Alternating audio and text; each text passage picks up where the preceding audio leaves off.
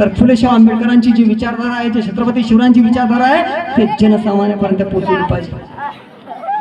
तरच या देशामध्ये आपल्या मावळ्यांचं भलवून येणारं भविष्य त्यांचं सुवर्णमय राहील, ही आशा अपेक्षा व्यक्त करतो. आणि थांबण्यापूर्वी 15 तारखेला जे शिवालाल महाराजांची जयंती झाली, त्यांचं कार्य सुद्धा कसं होतं 2 मिनिटात सांगतो, कारण त्यांच्या जयंतीवर प्रकाश टाकला पाहिजे, कारण त्यांचं कार्य खूप मोठं आहे. संतांची जी चळवळ होती, ते संतांची चळवळीवर छत्रपती शिवरायांचं स्वराज्य उभं राहिलं.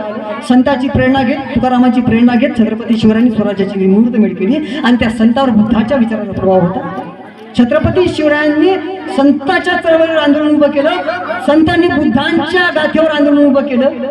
त्या संत चळवळीतील एक संत शिवालाल महाराज, ज्यांची आत्ताच 15 फेब्रुवारीला जयंती झाली, त्या संदर्भात मी 2 शब्द सांगतो. त्यांनी खूप मोठं आंदोलन चालवलं.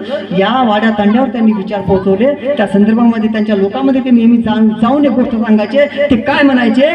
परवाती उठे उठे मनुवादे मुंडमत देखो, हम सब काळी माती लोक था, तम स्वतः तमे जीवने उजाळला सकोचो, कोई किती कमी छेनी केनी भजोमत केनी फुजोमत, स्वतः ओळख स्वतः करून दिजो, भजनी मेळ घालेपेक्षा करणी करे शिको, मार शिकवाडी पर ध्यान दिजो, जाणजो सानजो पचास मानजो, डायरेक्ट केनी बातेर मत मानजो. म्हणजे चिकित्सा करा. कुठली गोष्ट आपल्याला कोणी शिकवली, हे तर्कसंगत विचार करा. कुठला इतिहास आपल्याला सांगितला, त्याच्या चिकित्सा करा, त्या तर्क करा. खरंच शिवराय कोणते खरे कोणते खोटे हे विचार करा आणि नंतरच स्वीकारा, हे संत शिवालाल महाराजांनी सांगितलं. त्यांच्यापासून सुद्धा आपण प्रेरणा घेतली पाहिजे. आणि या देशामध्ये नवछत्रपती शिवरायांचं स्वराज्य घडवण्यासाठी या देशामध्ये जे काही महापुरुषांचे विचार आहेत ते एकत्रित करून या बहुजन समाजापर्यंत या नवतरुणांनी पोहोचावे, हीच आशा अपेक्षा व्यक्त करून थांबतो. आणि तुम्ही मला जी बोलण्याची संधी दिली त्याबद्दल आभार व्यक्त करतो.